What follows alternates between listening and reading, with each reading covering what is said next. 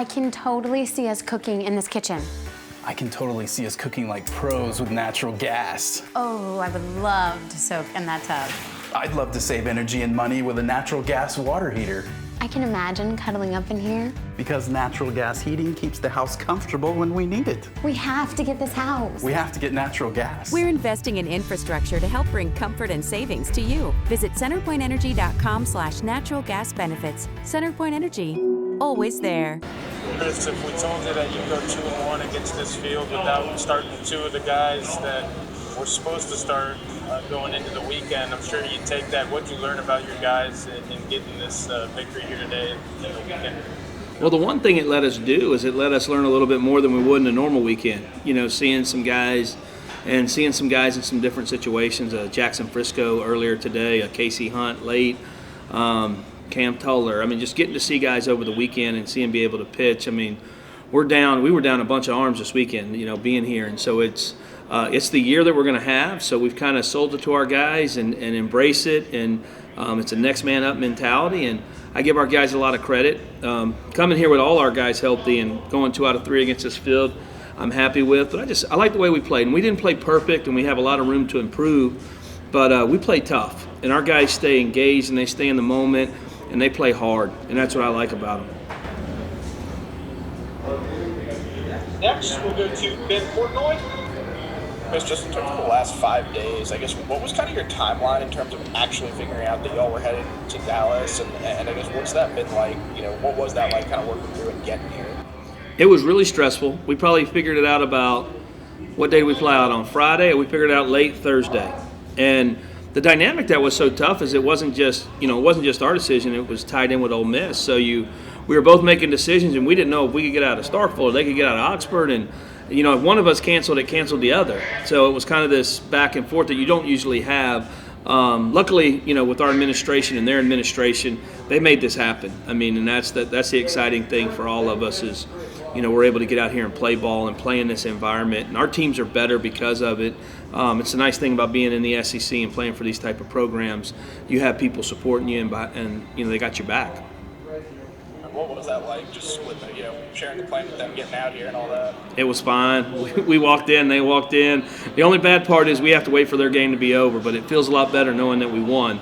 And but we're going to sit here, we're going to get a meal, we're going to watch the game and get on a plane back tonight and get ready for class in the morning. Next, we'll go to Steve Robertson. Coach, it seems like the staff kind of pitched themselves into trouble and then pitched themselves out of trouble, especially Carlisle Kessler there. What did you see from him, and what do you think it says about this staff that when they do have some mistakes, they can pitch themselves out of jam? Well, I know my pitching coach, we pitched great this weekend in terms of giving up runs, but he's not happy with the walks. It's something very uncharacteristic with us, and I don't know if that's the excitement, the venue. We haven't been in front of fans. You know, we really didn't throw a guy out there this weekend that usually walks a lot, and we've had a bunch. We gave up a lot of freebies this weekend. So, you know, it says a lot that they keep pitching and they stay engaged. And Carlisle, I mean, he's a strike thrower. So, you know, wild pitches and HBPs and walks, they're really frustrating if you're the coach. I know that. And I know our kids don't want to do it either. And it'll be some of the piece that we clean up. And, you know, starting on the road, starting in this environment, starting at this competition level after COVID, I didn't think it'd be the cleanest baseball. And so, you know, our guys getting out there and getting their feet wet was huge. And we're looking forward to getting home and playing on Wednesday. Team physicians. Next, we'll go to Robbie Falk. For all the teams. Hey, Chris, a lot of guys on the mound today have never pitched at Mississippi State in a game, and you throw them out there. Of course, Jackson's a true freshman, and he comes out there and has to start this game on short notice, I guess. What was your thoughts from just what you were able to see from the dugout on how those freshmen and even Tuller, who came in there as a true guy, handled this situation in this ballpark? Well, I thought it was good. I thought Jackson, he had really good stuff. He showed some composure because they got some great base runners, some great team speed.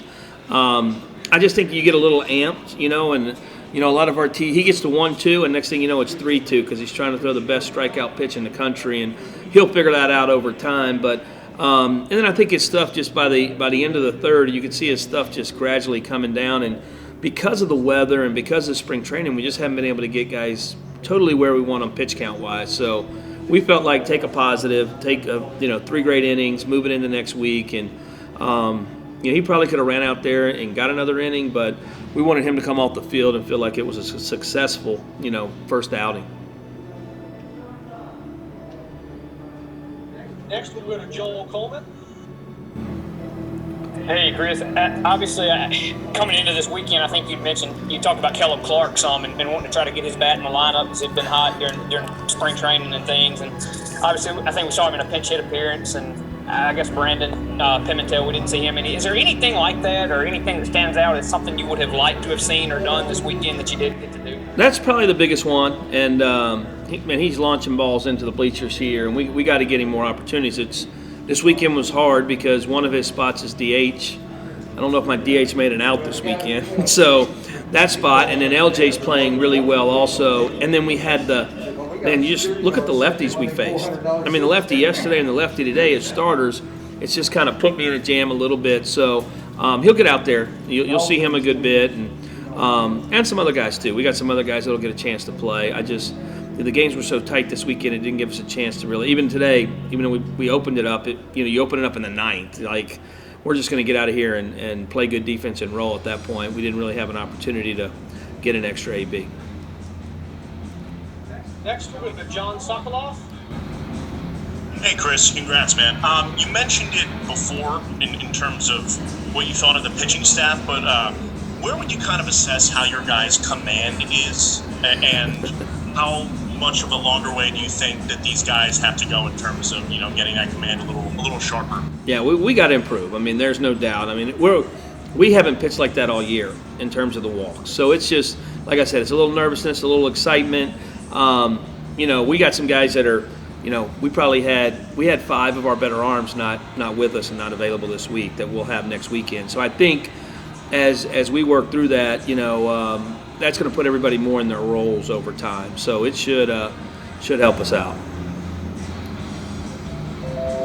Next, we're going to Steve Robertson. Chris, I know there's never enough insurance runs, but when you guys started putting that 9th inning together, with taxability to score runs, did you ever feel like you had enough, or did you feel like that you needed to keep tacking on there? Keep tacking on. It's like if you play us, it's like playing Tech or any of these teams here. It's one of the qualities is they're just not going to stop, and they have a chance to hit a ball out of the ballpark at any time. So, I learned that in my first year in the SEC, that no game is ever over. So, I'm not comfortable until the last out's made, especially when we walked the first 2 guys there in the 9th. But the old man, he got out of it, and he almost has to create a crisis so he'll pitch good. So he needs a tighter ball game. That's what you hate about your closer when you go to that point. We'd already taken out KC. He thought he was coming in with a 1-run game. He probably pitches better in that. So for us to expand it, it was nice for him to get out of it. But yeah, I'm never easy playing those type of games. All right, we'll have 2 more questions. First with Ben Portnoy. Chris, on Jackson, obviously he's a guy that in a normal year might be playing pro ball right now, but in terms of getting him to school and what you saw today, I mean, do you feel like he's a guy that can, in a pinch pitch some weekend games and we'll get some midweek starts? Is that kind of where you envision him being? Yeah, I don't know right now. I mean, I'm gonna, evaluate. He has been really good for us, and I don't know how hard every pitch was, but he's usually mid-90s for us with that power breaking ball. And I think the more comfortable he gets, you may see a little more stuff. And this year the SEC play is going to be so huge. I don't know if you stack all your power arms into it. We've debated that a lot. I mean, obviously our midweeks are important, but the key is going to be winning in the league. Especially with a weekend like this, having a successful first weekend, being able to build that, in the league. So I think we could use him a lot on the weekend. So we'll see.